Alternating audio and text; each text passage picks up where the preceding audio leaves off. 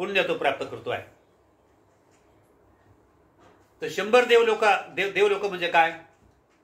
100 देवलोक जर म्हटलं तर भगवान बुद्ध म्हणतात चातुर महाराजी, त्रयत्री देवता, तुषित देवता, याम देवता अशा प्रकारचे महान सत्कर्म करणारे देवता. तरी भगवान बुद्धाच्या धम्मानुसार आचरण केल्याने सदाचारी जीवन जगल्यामुळे अशा प्रकारची उत्तम प्रकारची अवस्था प्राप्त होते.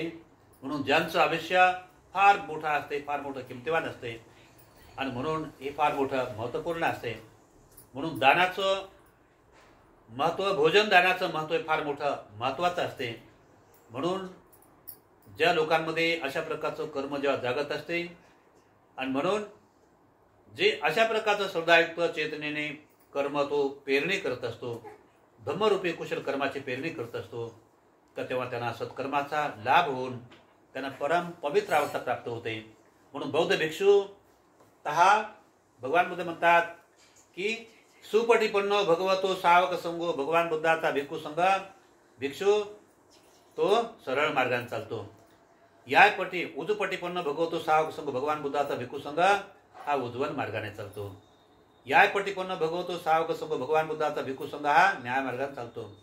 स्वामीचे पटीपन्न भगवतो सावक संघ, भगवान बुद्धाचा भिक्खू संघ हा समतेच्या मार्गाने चालतो. म्हणून आहुणे येऊ, अवतार करण्यास पात्र, म्हणून पाहुणे येऊ, पाहुणे बनण्यास पात्र. हे पाहुणे धम्माचा पाहुणा, पाहुणे येऊ, पाहुणे बनण्यास पात्र. पुय्यं खेतां, पुण्य पेरण्याची शेती आहे. भिक्खू संघाला दान देणे, अन्य प्रकारचं दान देणे, मनाभावातून दान देणे, तर ते पुय्यं खेत पुण्य पेरण्याची शेती जर असेल तर या भिक्खू संघाला दान देण्याच्याच माध्यमातून हे पुण्याचं शेत तयार होतं, क्षेत्र तयार होते. आणि पुण्य पेरण्याची शेती अन्य कोणत्या ठिकाणी नाही. आणि म्हणून हे पुय्यं खेतम जे म्हटलं भगवान बुद्धांनी संघवंदनेमध्ये, बघा संघवंदनेमध्ये त्याला भगवान बुद्धांनी पुण्य पेरण्याची शेती फक्त भिक्खू संघात भगवान बुद्धांनी म्हटलेलं आहे. पुण्य पेरण्याची शेती जसं धान्य पेरण्याची शेती, तर धान्य गहू पेरण्याची शेती, त्या शेतात गहू जर पेरलं तर गहू येईल, तांदूळ पेरलं तांदूळ येईल, बाजरी पेरली तर बाजरी, ज्वारी पेरली तर ज्वारी येईल. पण पुण्य कोणत्या शेतात पेरता येत नाही. म्हणून भगवान बुद्धाचा जो नीती आधारित, चारित्र्य आधारित, शील आधारित, धम्म आधारित जो भिक्खू चालतो, त्यागपूर्ण जीवन जगतो, आपल्या संसाराचा त्याग करतो, ब्रह्मचर्याचं पालन करतो आणि एकदम त्यागपूर्ण जीवन जगतो, कामभोगाचा त्याग करून सुंदर संपन्न जीवन जगतो, तर अशा भिक्खूंना, भिक्खू संघाला भोजन दान देणे म्हणजे ते फार मोठं पुण्य त्या ठिकाणी आपण उचित आणि श्रेष्ठ ठिकाणी आपण पेरणी करतो. या पुण्याची जगामध्ये कोणी करू शकत नाही. जगात ज्या ज्या लोकांना जाणीव आहे, स्वानुभूती आलेली आहे आणि ते बरोबर समजा नियमाने अशा प्रकारचं कर्म करत असतात, तर त्याच लोकांचं खरं कुशल कर्म प्राप्त होते. आणि ह्या असं जर त्या ज्या लोकांना कुशल कर्म आधारित कुशल कर्म करतात त्या लोकांना खऱ्या अर्थाने लाभ होतात. पण ज्या लोकांमध्ये कुशल कर्मच उत्पन्न नाही, ज्या लोकांमध्ये कुशल कर्मच उत्पन्न झालेलं नाही, तर ते लोक कुशल कर्म काय समजणार. धम्म देखील ऐकत असताना एवढी त्या ज्या लोकांचं कुशल कर्म विकसित झालेलं असतं, जसं एवढी शांती त्यांच्यात निर्माण झालेली असते, सुई देखील खाली पडली असताना त्या सुईचा पडलेल्या सुईचा आवाज येते. पण ज्या व्यक्तीचं अनैतिक कर्म असते, अकुशल कर्म असते, तर त्यामुळे त्या लोकांना अशी शांती त्या लोकात नसते. आणि म्हणून त्या लोकांचं नैतिक कर्म नसल्यामुळे त्यामुळे धम्म फार मोठ्या धम्माला किंमत देत नसतात, सद्धम्माला किंमत देत नसतात, त्रिरत्नाला किंमत देत नसतात. आणि त्रिरत्नाला किंमत देत नसल्या कारणाने तर ती लोक त्यांचं चित्त उडबस करते, मनाभावापासून ऐकत नाही. तर भगवान बुद्ध म्हणतात 3 रत्न एवढे किमतीवान आहे, हिरा, माणिक, मोती, लाल, चंदन, पारिस या सर्वांपेक्षा किमतीवान आहे. काय म्हणतो भगवान बुद्ध, या सर्व गोष्टींपेक्षा ते किमतीवान आहे, याची किंमत कोणी चुकावू शकत नाही. भगवान बुद्ध काय म्हणतात, जसं महासागर, पाण्याचा सागर, समुद्राला भरती किंवा ओहोटी येते, समुद्राला भरती किंवा ओहोटी येते, तर तेव्हा समुद्र त्यामध्ये मौल्यवान हिरे राहतात, रत्न राहतात, अनेक रत्न राहतात, त्याच्यामध्ये फार मोठे मोठे प्राणी राहतात. त्या ओहोटी भरतीमध्ये समुद्र त्या प्राण्यांना सामावून घेतो, त्यांना इजा पोहोचवत नाही. पण मात्र त्या समुद्रामध्ये कचरा आणि प्रेत जर असेल थडीवर फेकून देतो, कारण ज्याची किंमत नाही त्याला फेकून देतो थडीवर. समुद्र काय करते, त्याला महासागर म्हटलेलं आहे. जे किमतीवान आहे त्यांनाच समुद्र सांभाळून ठेवतो, जे किमतीवान नाही, ज्याची कचऱ्यात गिनती आहे त्याला थळीवर फेकून देतो समुद्र, प्रेताला फेकून देतो, कचऱ्याला फेकून देतो समुद्र, नाही का. तर म्हणून भगवान बुद्ध म्हणतात या समुद्रापेक्षाही अनमोल असा किमतीवान महासागर आहे. तर महासागर कुठे? अंतरिक्षामध्ये. अंतरिक्षामध्ये अंतरिक्षामध्ये या समुद्रापेक्षा मानवी समुद्रापेक्षा त्या अंतरिक्षातला महासागर फार मोठा मान आहे. आणि त्या महासागरामध्ये 16 पट कधी अनमोल रत्न आहे. तर भगवान बुद्ध म्हणतात या सर्व अंतरिक्षापेक्षाही काही कल्पना निघून जातात. बुद्ध उत्पन्न होत नाही. ज्याच्या 10 पारामिता पूर्ण होतात तर ते बुद्ध होतात. मग ते धम्मचक्र परिवर्तन करतात आणि त्याला ज्ञानाची प्राप्त झाल्यानंतर तर भगवान बुद्ध 3 रत्नाची स्थापना करतात. आणि या 3 रत्न एवढे मोठे किमतीवान आहे का त्या न समजा मानवी लोकांचा समुद्रामध्ये ते अनमोल रत्न आहे. तर ते रत्न या 3 रत्नाची बरोबर करू शकणार. आणि अंतरिक्षामध्ये जे महासागर आहे त्याच्यात जे अनमोल रत्न असेल का त्या 3 रत्नाची बराबरी कोणी करू शकत नाही. म्हणून भगवान बुद्धाने या 3 रत्नाच्या बाबतीत म्हटलेलं आहे एतेन सत्यवचेन होतु ते जयमग्न. हे सत्यवचन आहे बुद्धाने म्हटलेलं आहे. बुद्ध धम्म आणि संघ या 3 रत्नाची बराबरी कोणी करू शकणार नाही. पण ह्या 3 रत्नाच्या समोर जो व्यक्ती मनाभावापासून झुकेल, राजा असेल, कोणी असेल, गरीब असून दुर्बल असेल तो झुकेल, तर त्याला अनमोल सद्गुण, सत्य संस्कार, चांगले गुण, चांगली अवस्था, उत्तम प्रकारची अवस्था प्राप्त झाल्यानंतर आणि जेव्हा चांगले सद्गुण, चांगले उत्तम कर्म, कुशल कर्म प्राप्त झाले असताना तर ते कुशल कर्मच त्यांच्या जीवनाचं रक्षण करत असतात, नाही का, रक्षण करतात. आणि जर समजा का त्यांच्या जीवनामध्ये कुशल कर्म जर वाढले जर नाही तर त्यांचे जर समजा अनैतिक कर्म वाढले, अकुशल कर्म जर वाढले तर अकुशल कर्म त्याला भक्षण करून टाकतात. काय करून टाकतात? भक्षण करून टाकतात. अकुशल कर्म भक्षण करून टाकतात. ज्याप्रमाणे लोखंड असेल, लोखंडाला लोखंड देखील नष्ट करू शकत नाही. हातोड्या किती घराघोर असं वार करा पण ते लोखंड तुटल्या जाऊ शकत नाही.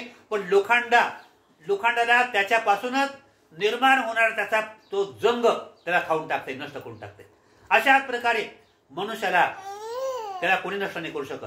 पण त्याचा स्वतःचा अहंकार, त्याचं स्वतःचं मलिन मन, त्याचं स्वतःचं मलिन शारीरिक कुकर्म, त्याचं मनाचं मानसिक लोभ द्वेष मोह हे कुकर्म हे त्याला खाऊन टाकतात. हे त्याला काय करतात? त्याला नष्ट करून टाकतात. भगवान बुद्ध म्हणतात हा त्याचा काया वाचा मनाद्वारे हे जे त्याचं मलिन कर्म आहे, कायेचं अकुशल कर्म, वाचेचं अकुशल कर्म, मनाचं अकुशल कर्म, हे अकुशल कर्म भगवान बुद्ध म्हणतात ते हे बौद्ध हजारो जन्मापासून ते आपल्यामध्ये वाढत आलेलं आहे.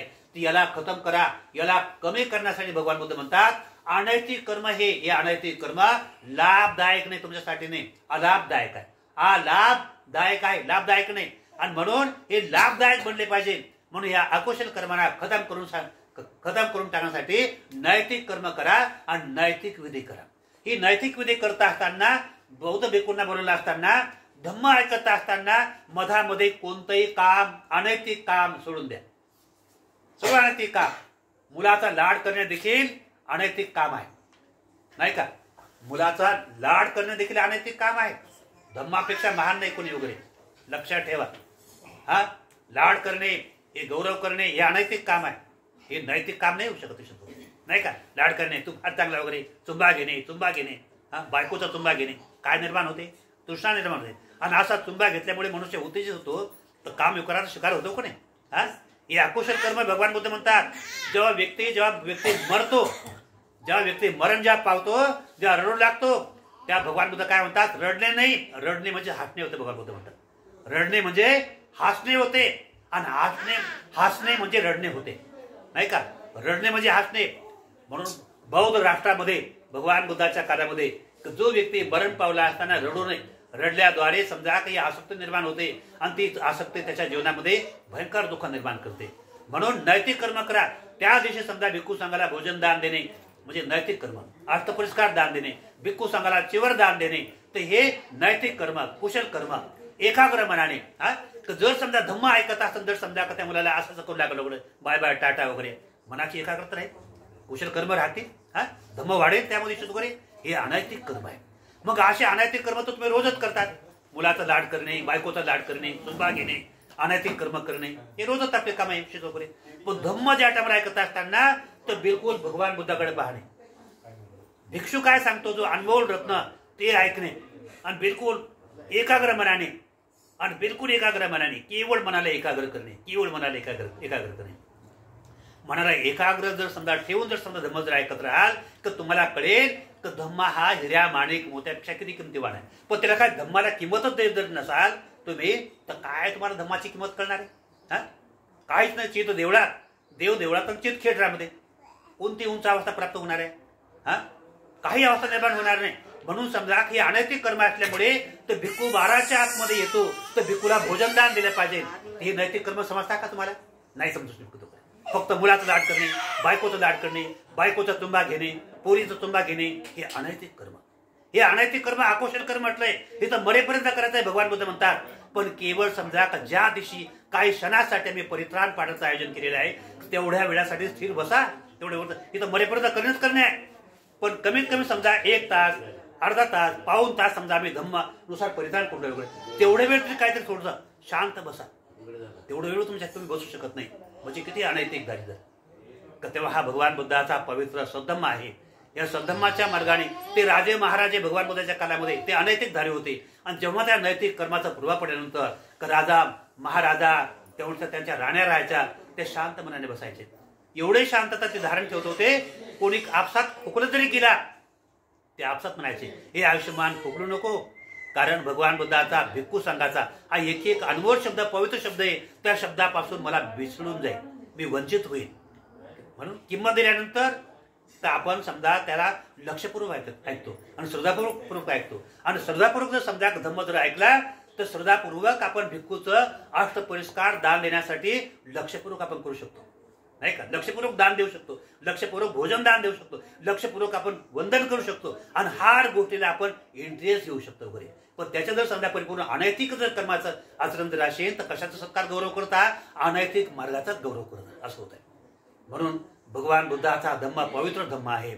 या सद्धम्माद्वारे ज्या ज्या लोकांनी बुद्धाच्या काळामध्ये लोकांनी गौरव केला, सत्कर्म केलं, त्या लोकांचं जीवन उजळून निघालं, त्यांचं कल्याण झालं आणि ते लोक आजीवन उपासक राहिले. आणि म्हणून ते लोक एकच वेळा समजा का परित्राण जर केलं झालं असं नाही. एकदा का ते राजा समजा का बौद्ध उपासक बोलल्यानंतर तो रोज तो राजा विचारायचा भिक्षूंचे भोजन, आज पुढे भोजन केलं का, नाही केलं का, नाश्ता केला का, नाही केलं का. तर त्या काळामध्ये रोज ते विहारात जायचे, नाश्ता घेऊन जायचे, कपडा घेऊन जायचे, फुलं घेऊन जायचे, फळं घेऊन जायचे. आणि आपण समजा कधी काली मुलाचं समजा आपला वाढदिवस आहे त्या निमित्ताने बसले असताना कधी समजा भिक्षू मेला काय, भिक्षू उपाशी आहे का, तर त्या प्रसंगी समजा तुम्हाला वेळ काढले वगैरे नाही का. पण ह्याही प्रसंगी समजा कसं अकुशल कर्माद्वारे समजा बसत वगैरे तर कोणते तुमचे नैतिक कर्म वाढतील वगैरे. म्हणून नैतिक कर्माची वाढ करण्यासाठी भगवान बुद्ध म्हणतात शीलाच्या आधाराने समजा कमीत कमी ज्या दिवशी परित्राण आहे तर त्या दिवशी शांत मनाने एकाग्र मनाने त्या दिवशी वेळ दिला पाहिजे धम्मासाठी, धम्माला ऐकण्यासाठी वेळ दिला पाहिजे. तर तेव्हाच धम्म आपल्यामध्ये स्वतः प्राप्त होईल. आणि धम्म जेव्हा प्राप्त होईल का तेव्हा तुमची आई आजारी काय वगैरे तिच्या संस्कार निर्माण होतील का तेव्हा तुमची बालिका आहे हा तो विषय आहे का धम्माचा विषय हा फार मोठा वेगळा आहे. पण ते समजूनच घेतलेले नाही का त्यामुळे का तो विषय समजून सांगणे बहुत मोठं कठीण गोष्ट आहे. म्हणून तो विषय समजून घेतला नाही का त्यामुळे एक वरपांग्याप्रमाणे समजा परित्राण मी केलं बरोबर चांगल्या प्रकारे परित्राण केलं, धम्मदेशना बरोबर केलेले. पण तुम्ही समजा का तर बिलकुल अंत करण्यातून तो सद्धम्म ऐकला नाही. आणि म्हणून जास्त जेवढ्या प्रमाणात समजा तुम्हाला लाभ होईल तेवढ्या प्रमाणात तुम्ही लाभ मिळवायचा प्रयत्न करा.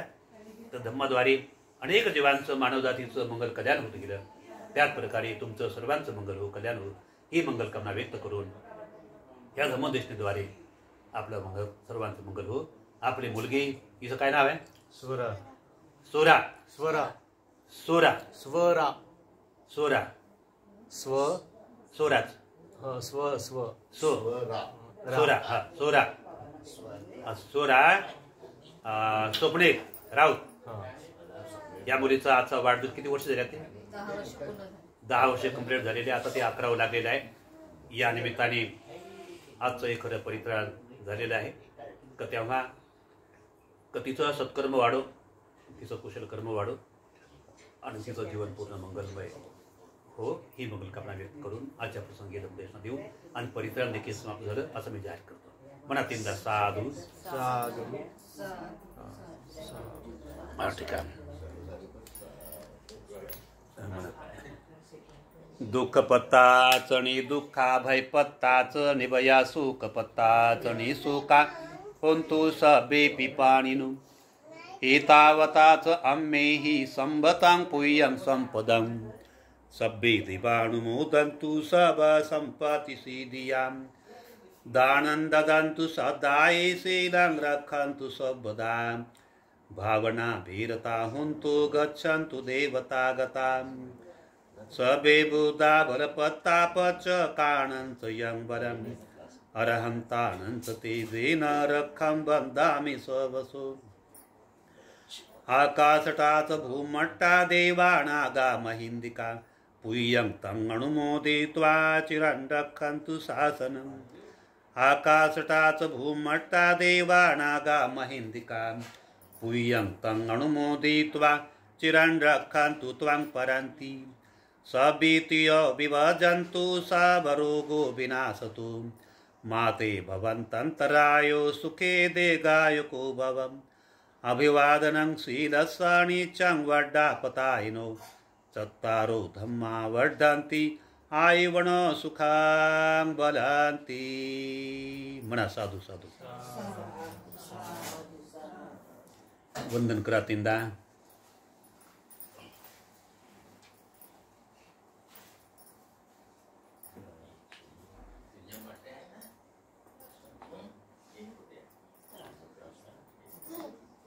चला झालं परित्राण. चला आता निघायचं आता.